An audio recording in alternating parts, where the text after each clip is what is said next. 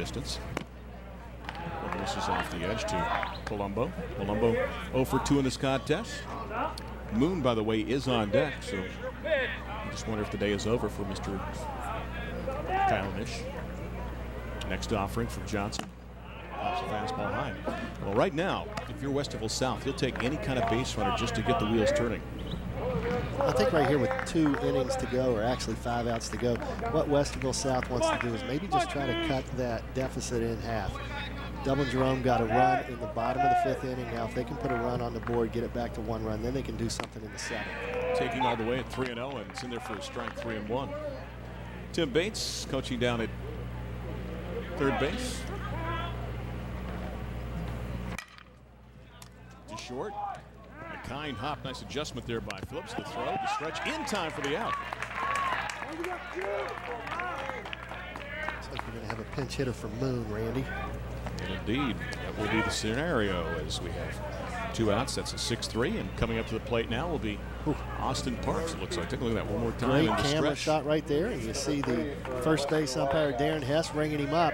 Good job by the shortstop Robert Phillips. We have a picture of him there, and he's telling Jared King, "Hey, thank you, nice stretch." Made me look good. Here's Parks to step up for the first time. A wave and a miss at a high heater that time. Parks is a guy that's just a sophomore, another youngster out there. Mentioned the turnover for both of these programs. The irony, too, is when you look at Westerville South, there's not a junior in the program. Kind of a quirk the way things work out. Some seniors, some sophomores, some freshmen, but asked Coach Bates about that. He said we've got a lot of guys, I think, playing lacrosse and volleyball and other sports, just not involved in baseball right now. Checks away. Did he go too far? They ring him up. They peel down to first. Darren Hess says, "You are history." And so are the guys from Westerville. We've played 5.5, 2-0. Jerome on top here on CSN. This game is brought to you by the University of Toledo, advancing knowledge through learning, discovery, and engagement. Find out more information at utoledo.edu. Again, our thanks to the folks in the land of the Rockets for their support of sporting events here on CSN as we check out a little softball action as same 2 teams performing there, and then rapidly we go to baseball. First softball, then baseball. We are a cornucopia of sports. It happens that rapidly on CSN. You're watching softball and bam! The words of John Madden. We go to baseball. Then bam! The Columbus Motor Speedway. And then the Crew. And then the Destroyers. Then the Clippers. And then you name it, you'll see it right here on CSN. High school football, high school basketball. There's Anthony Derwent, who now takes over as the 3rd left fielder. High school lacrosse. That's right. Had a chance to see Neil Sika and Kimberly Lowe just last night. A little action there with Kaufman in Upper Arlington. Oh, and Brian Williams on the hill is going to give us a little of that John Madden bam as well. He's as quick as CSN. Breaking pitch. A guy that's throwing rapidly but throws a bender that time, probably in the mid-70s. Heading the count now 0-2. Next pitch.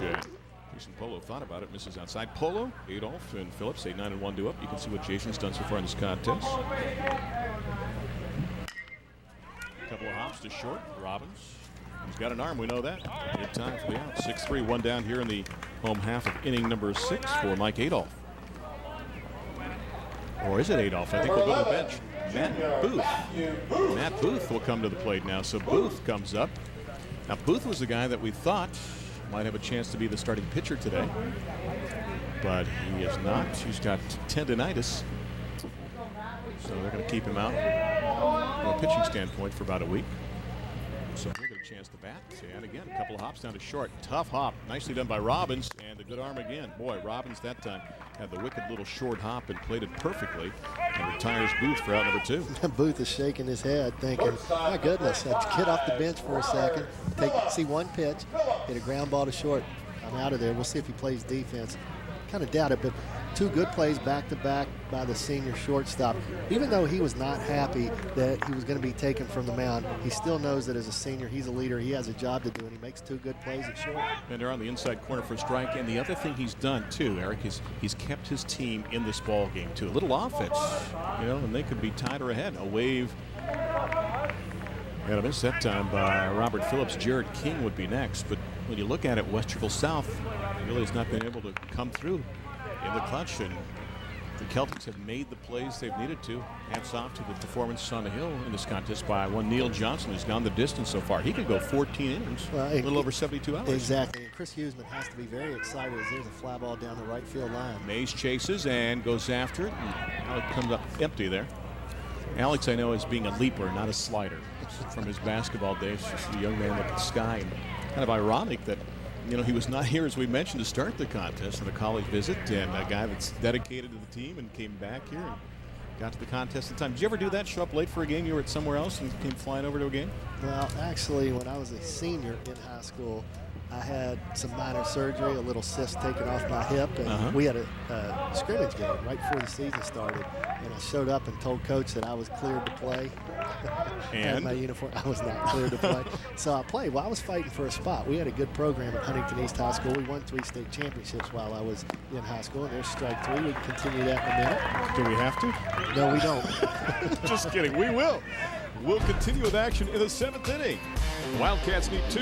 Will they get it? We'll find out on CSN. A gorgeous day in Central Ohio. As you check out the clouds here over the village of Dublin. 2-0. Last chance for Westerville South, down by 2 runs. Mike Adolph re-enters this contest from the left field.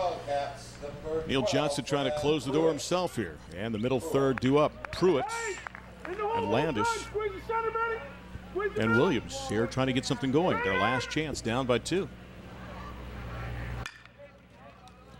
To short, scooped up by Phillips. Rob with a throw across, and got him. Now the Wildcats down to their last 2 outs. Good shortstop play by both teams. We saw Eric Robbins, the shortstop for Westerville South, make 2 good plays, and there Robert Phillips comes back and makes a good play.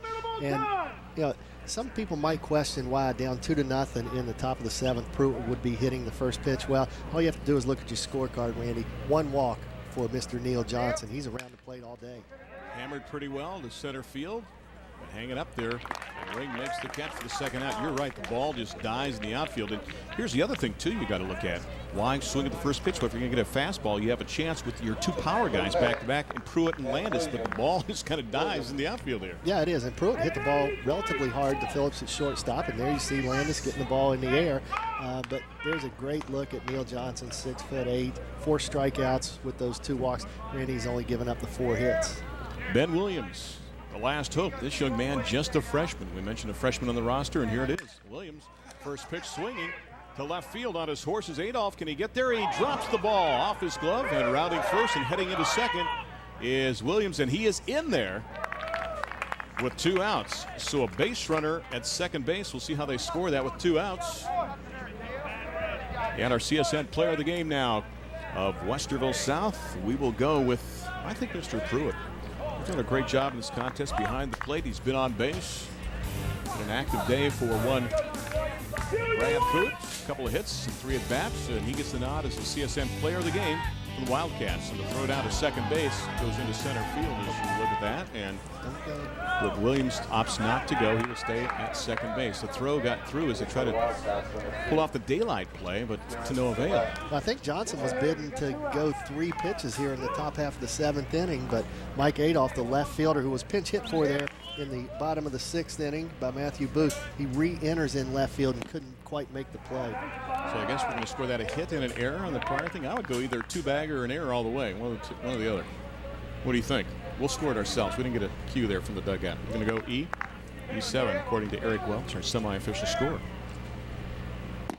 Gillette at the plate. Hey, come on, you're all the way back here, man. Well, you are. Thank you very much. I saw you in a semi once. We're driving it. 2-0 the count right now on Gillette. A couple of ground balls. One time he reached on the fielder's choice. Alex Mays is on deck. Next pitch. And there for a strike, according to home plate umpire Rod Sink. The one thing I can tell you, when Mr. Sink is behind the plate, you know what's going on. He means business beyond the dish. Williams in second, 2-1. That one stays high and tight. Good job, too, there by Gillette saying, I'm going to make sure that I kind of lean away a little bit there and let them know that I think it was off the plate. So Gillette's trying to see if he get a board now and put Alex Mays at the plate. 3-1. Got under that one. Fly ball left field. Adolph goes back, now comes in and just waits and makes the catch. And the Celtics prevail. They get it done.